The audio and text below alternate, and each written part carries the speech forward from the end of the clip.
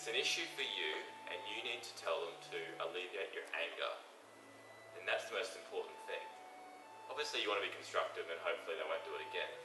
But that's secondary to your anger within you. You just feel that tension within your whole body. And you just go over it and over in your head. Well, how do you actually address conflict? Boundary setting is the answer. Most people think, well, you got the volcano, the person who explodes, they've got anger management problems, they don't know how to deal with conflict. But also, what about the people who are passive aggressive, who aren't actually dealing with their anger? I say organisations should go, well, you've actually got an anger management problem as well, because you're about to explode in about a week's time, because you're not dealing with conflict very well, you're not dealing with your anger very well.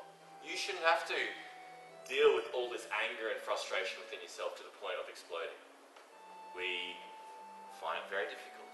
But why do we find it so difficult? Any ideas? We hate conflict. I had a cage fighter come to talk to me not long ago. He was a registered weapon in about 3 different countries. And it pretty much became clear, I hate conflict, I avoid it, I avoid it, I avoid it, I avoid it. I get backed in a corner and my only option is to lash out. I'm not here to be the moral police or anything like that. I'm here to help you address your anger and to deal with conflict more effectively. Now let's look at negative coping strategies. We might not set clear boundaries, we might not tell people that when they've crossed our boundaries or when our red hot buttons have been pressed.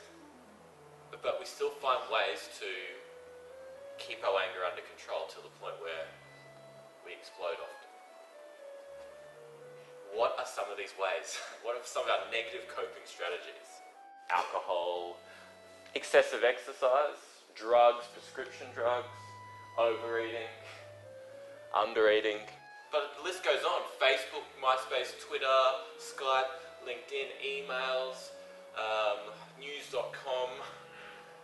Anything that we do to get away from these negative feelings, essentially, these feelings of anger, it's a negative coping strategy because it doesn't address the conflict, your anger. You might repress it for a little while and sweep it under the carpet, but eventually it comes back if you haven't addressed it. Actually helps the organisation, helps your productivity, helps through dealing with your client, helps your general mental health.